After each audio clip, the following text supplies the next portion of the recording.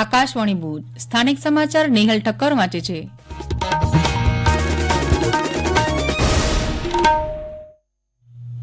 નમસ્કાર. પ્રધાનમંત્રી નરેન્દ્ર મોદી દ્વારા આજે જવાહરલાલ નહેરુ સ્ટેડિયમ ચેન્નઈ ખાતેથી કેન્દ્રીય માહિતી પ્રસારણ મંત્રી અનુરાગસિંહ ઠાકુર અને કેન્દ્રીય માહિતી પ્રસારણ રાજ્યમંત્રી ડોક્ટર એલ મુરુગનની હાજરીમાં 8 રાજ્યોમાં 12 આકાશવાણી એફએમ પ્રોજેક્ટ ડિજીટલ રીતે શરૂ કરવામાં આવ્યા હતા. આ ઉદઘાટન સમારોહ દરમિયાન 12 રાજ્યોમાં 26 એફએમ ટ્રાન્સમીટર પ્રોજેક્ટ્સનો પ્રધાનમંત્રી દ્વારા શિલાન્યાસ પણ ડિજીટલ રીતે કરવામાં આવી રહ્યા છે. ત્યારે ગુજરાત ભાગ્યશાળી છે, કારણ કે 3 નવા એફએમ પ્રોજેક્ટ શિલાન્યાસ આજે થઈ રહી છે. દેવભૂમિ દ્વારકા, ભુજ અને રાધનપુરને હાલના 100 વોટ એફએમથી 10 કિલોવોટ એફએમ ટ્રાન્સમીટર્સમાં અપગ્રેડ કરવામાં આવી રહ્યા છે. આમ આ 12 એફએમ ટ્રાન્સમીટર્સના કમિશનિંગ પછી એકંદર કવરેજ વસ્તીના આધારે 60.5% અને 74.75% સુધી વધશે. તેવી જ રીતે 12 રાજ્યોમાં 26 એફએમ શરૂ થયા પછી આ કવરેજ વિસ્તાર મુજબ 68% અને વસ્તી મુજબ 81% સુધી વધશે. કેન્દ્ર અને રાજ્ય સરકારે રામ મંદિર પ્રાણ પ્રતિષ્ઠાના દિવસે સરકારની તમામ કચેરીઓમાં અડધા દિવસની રજા જાહેર કરી છે. સમગ્ર રાજ્ય તથા દેશમાં તારીખ 22 જાન્યુઆરી 2024 સોમવારના રોજ અયોધ્યા ખાતે શ્રી રામ મંદિર પ્રાણ પ્રતિષ્ઠા ઉજવણી થવાની છે. તેથી કેન્દ્ર સરકાર અને રાજ્ય સરકારની તમામ કચેરીઓ અડધા દિવસ માટે બપોરના 2:30 વાગ્યા સુધી બંધ રહેશે. શ્રી રામ મંદિરની પ્રાણ પ્રતિષ્ઠાની ઉજવણીમાં દરેક લોકો સહભાગી થઈ શકે તે હેતુથી સરકાર દ્વારા કચેરીઓમાં અડધા દિવસની રજા જાહેર કરવામાં આવી છે. દેશના શિપિંગ રાજ્યમંત્રી શાંતનુ ઠાકુર આજથી 2 દિવસની દીનદયાળ પોર્ટ ઓથોરિટી કંડલા પોર્ટની મુલાકાતે છે. આજે સવારે તેઓ કંડલા એરપોર્ટ પર આવી પહોંચ્યા. કંડલા પોર્ટ પર તેમનું ગાર્ડ ઓફ ઓનર આપીને વિધિવત સ્વાગત કરાયું હતું.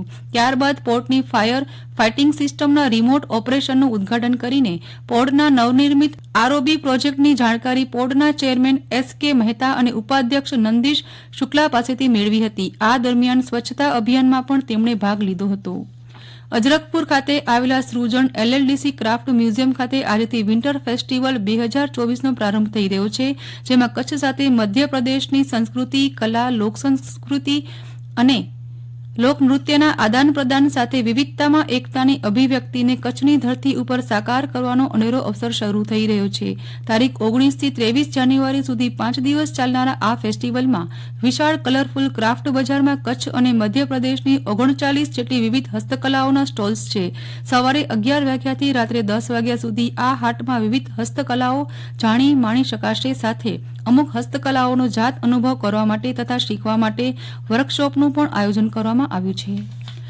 22મી જાન્યુઆરીના અયોધ્યામાં ભગવાન રામની મૂર્તિ પ્રતિષ્ઠા મહોત્સવને લઈને દેશભરમાં તેની ઉજવણી અર્થે ઉત્સાહ જોવા મળી રહ્યો છે. ત્યારે આ દિવસે કચ્છ વેપાર ધંધા બંધ રાખી મહોત્સવની ઉજવણી કરવા ભુજ અને ગાંધીધામ ચેમ્બરે નિર્ણય લેતા વિવિધ ચેમ્બર્સ સંગઠનને સમર્થન આપ્યું છે અને તે દિવસે સમગ્ર કચ્છ જિલ્લામાં પણ પૂજા ઉત્સવના કાર્યક્રમોમાં ભાગ લેવા સમગ્ર કચ્છ જિલ્લાના વેપારી એસોસિએશનોને પણ ભુજ ચેમ્બર દ્વારા અનુરોધ કરાયો છે. અયોધ્યા મંદિર પ્રતિષ્ઠા મહોત્સવ અંતર્ગત ભુજના તમામ મુખ્ય માર્ગોને શણગારાઈ રહ્યા છે. આગામી 22મીએ અયોધ્યા મંદિરે શ્રીરામને બિરાજમાન કરાશે. આ પ્રતિષ્ઠા મહોત્સવે માત્ર ભારતમાં જ નહીં પણ વિદેશમાં પણ ભારે ઉત્કંઠા જગાવી છે. ત્યારે ભુજ સુધરાઈ દ્વારા શહેરના મુખ્ય માર્ગો ઉપર આવેલા તમામ સર્કલને શણગારવામાં આવી રહ્યા છે. ભુજ સુધરાઈ કારોબારી ચેરમેન તથા રોડ લાઇટ શાખાના ચેરમેનના માર્ગદર્શન હેઠળ સુધરાઈની ટીમ દ્વારા સર્કલ શણગારવાની કામગીરી ચાલી રહી છે. રાષ્ટ્રીય યુવા દિવસ 2024ની થીમ વૈશ્વિક સંવાદિતા માટે યુવાનો રાખવામાં આવી છે, જેના ઉપલક્ષ્યમાં રિજનલ સાયન્સ સેન્ટર ભુજ અને નહેરુ યુવા કેન્દ્રના સંયુક્ત ઉપક્રમે રિજનલ સાયન્સ સેન્ટર ભુજ ખાતે તારીખ 17 જાન્યુઆરીના રોજ ફિઝિકલ ફિટનેસ ડે નિમિત્તે શેરી રમતોનું વિશેષ આયોજન કરવામાં આવ્યું હતું. રાષ્ટ્રીય યુવા દિવસ અંતર્ગત યોજાયેલા આ કાર્યક્રમમાં 80 જેટલા વિદ્યાર્થીઓને ટાયર રેસ અને રસ્સાખેંચ જેવી દેશી રમતો રમાડવામાં આવી હતી. તેમજ તે રમતો પાછળ રહેલું વિજ્ઞાન પણ સમજાવવામાં આવ્યું હતું. ઉત્તરાયણ બાદ કચ્છવાસીઓને કાતિલ ઠંડીમાંથી મળેલી રાહત ઓસરી છે. ઉતરાતા ઠંડા પવનોના કારણે કચ્છમાં ઠંડીની તીવ્રતા વધી છે.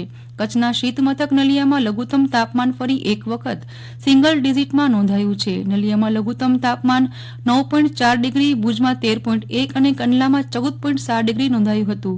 સપ્તાહના પ્રારંભથી જિલ્લામાં વાતાવરણીય વિષમતામાં વધારો થયો હતો. પવનની ઝડપમાં ઘટાડા સાથે લઘુત્તમ તાપમાન ઉંચકાતા લોકોને બેવડી ઋતુનો અનુભવ થયો હતો. તો આ સાથે જ સ્થાનિક સમાચાર પૂરા થયા. નમસ્કાર.